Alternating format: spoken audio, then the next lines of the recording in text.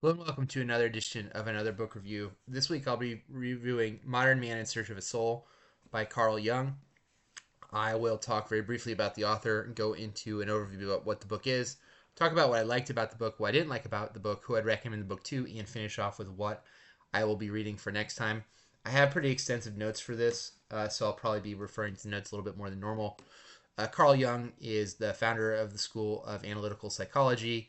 He was a colleague of Sigmund Freud's for many years before breaking with Freud. This book, Modern Man in Search of a Soul, is a collection of his essays circa 1933, so about 20 years after the break with Freud, and is a series of lectures that he gave around this time, kind of outlining most of his ideas, his way of looking at psychology, how it's different than other people. There's a section in the book called Jung and Freud that I think was added after, that was not given as a lecture. But you kind of see his thought process as it builds on each of the essays, kind of build off of each other. I will say it's very dense. That was one of the things that I had a hard time with. But I think it does a good job of explaining um, how his process works. He starts with dreams and his analysis of dreams. He gives several examples of analyzing his patient's dreams and how he would do that normally. That's, I'd say, about the first third of the book is the importance of dreams and understanding the unconscious.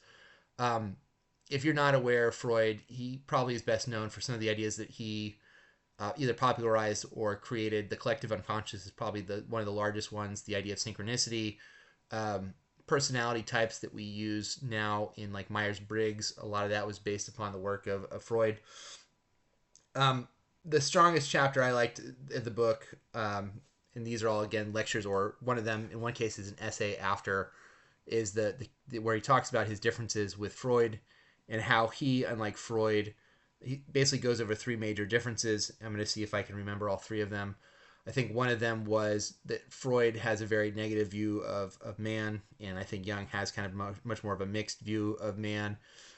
Freud's rejection of religious in the spirit in a way to as a way of healing is something that Jung talks about not only in that essay but throughout the book, and how that rejection limits the ability of the common man to be healed. He also, one of Freud's major ideas is that sex and sexuality, the drive of sex, is the cause of a lot of the neuroses that you have, and he says it's kind of the main or primary drive. And Jung rejects that and feels that there are multiple reasons for multiple drives that can sex. While sex and sexuality are very important, it's not the only drive that drives people to neuroses. Um, so I liked that chapter as far as how his ideas are different than Freud's. He goes into explanation of the modern psychology and what is wrong with modern psychology.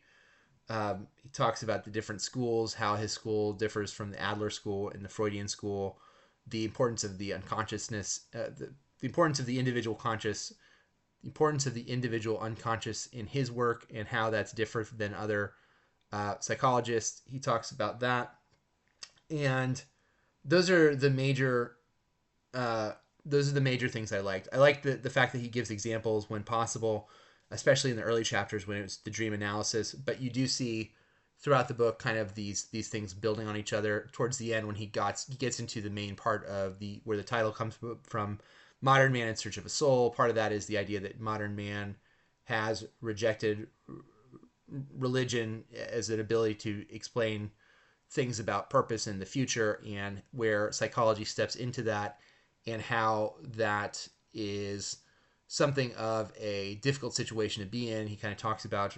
I think the chapter may be called The Cardinal and the Psychologist, but it's the idea of that religiosity still needs to play a role in spirituality, needs to play a role in the idea of purpose or the soul.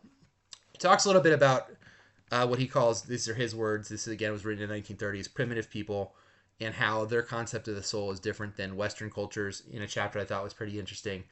So I enjoyed those things. I think if it was going to scare someone off, the reason it would probably scare someone off, it is a very, very dense book. You have to read it relatively slowly, and I think it's understandable, but it's a lot. There are some parts that are a little repetitive. that could have been trimmed. But for the most part, I found the ideas to be there. You just have to sit with them and maybe read them once or twice. I believe this was translated. There are certain parts of it that are mentioned it being translated from German into English, and so that may be part of it too. Again, he's writing in the 1930s, so some of these ideas don't come over very clearly. There's no glossary of terms, which I found to be a little frustrating. So I still am a little lost on what a complex is. Um, and there are other terms. The collective unconscious, I wish there had been more explaining of what these things are. I wish there had been a glossary in the back of the book to kind of help you get there. And there's not, you can kind of sort of grasp the meaning, but I think it would have been more successful of a book if there had been something of a glossary of terms where you kind of understand some of these concepts that he doesn't spend a ton of time explaining. You kind of get the general gist of what these are, and then you're just kind of moving on. And then the sections, a couple sections dragged for me. There's a section on psychology and literature that I didn't get very much out of. And then there's the 4 stages of, let me see if I can read my handwriting. It's always a problem. 4 stages of analytical psychology. That's another example where I think that there could have been more explanation, maybe a glossary of those terms to kind of walk you through exactly what those 4 stages are. I think the first is confessional, and I can't remember what the all 4 of the stages are, but that was an example of something he talked about for quite a while, and then there was not really, I wish there had been more clarity in what those terms meant. He goes through them. I think a glossary in the back of the book would have been really helpful. I think if you're someone who's just coming into psychology, it is something of a dense book, and I don't know if I would recommend it to someone who, like, I'm kind of a layperson. I never took a psych course, but I think a lot of the ideas that he's known for are throughout the book. And it's only 240 pages, so it's not really it's really not that daunting in terms of the length. It just, you have to sit with it a little bit. And I listened to a little bit of it on audiobook, and I would probably still recommend just reading it because it gives you time to go back and try to really understand exactly what he's trying to say. But if you're trying to understand some of his concepts and his ideas and how Freudian psychology, at least how he visioned it in the 1930s, is different than Freud's, even if you just took the essay that was just the difference between Freud and Jung, I thought that was worth the price of admission, as it were. Little shaggy. There are things that he could tighten up, and there's times where you're kind of going back and forth, and he's enumerating the number of differences, and you're like, are we on number 1 or number 2? Is number 1 different than number 3? But it's pretty clearly laid out there if you wanted to get a sense of it. So I enjoyed that. I enjoyed reading about how he views dreams and the examples he used for dream psychology. I thought was interesting. So I would recommend it to anybody who is interested at all in the topic and is going to have some patience with it. It's not a book I think you can power through and really get a lot out of it. I think you do have to kind of sit with it for a little bit. There is, like I said, it's a nearly 100-year-old book, and so a lot of it culturally is different than today, and so that's part of it too. I still found some of it to be relatively surprisingly modern when he talks about the break from religion and how the modern man views that, and the search for purpose and things like that. I found to be timeless. So I would recommend it to anybody who is interested in the topic and is able to have some patience with it, because the language is a little bit of a barrier. But I thought that for the most part, he does a good job of explaining his ideas that he's kind of known for in these several different essays. And the essays, I think, do a good job of building off each other. There's a couple of them, like I said, I probably would have cut for consistency.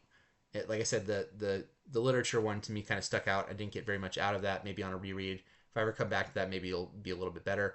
I'm going to continue and on with the psychology. I'm going to go with Man and His Symbols for next week. And this book is part of it is Jung, but part of it is also other colleagues of Jung who are working off of his work. This is much closer to his death. I think this is the last published work he had before he died in the 1960s. And so we'll see if that has helped kind of make the book feel a little bit more contemporary than Modern Man in Search of His Soul, which was in the 1930s. So, as always, if you've liked this, please feel free to subscribe to the channel. Like the video if you've enjoyed it, and feel free to leave any comments below if you have anything you'd like to add. Going to also at some point read. I have a book that's Jungian. It's about Jungian analysis of film, and I probably won't read it right after Man and His Symbols, but I'll probably read it in a little while. So I'm interested in getting to that. But if you have any other comments that you'd like to leave, please feel free to do that. Until next time, bye.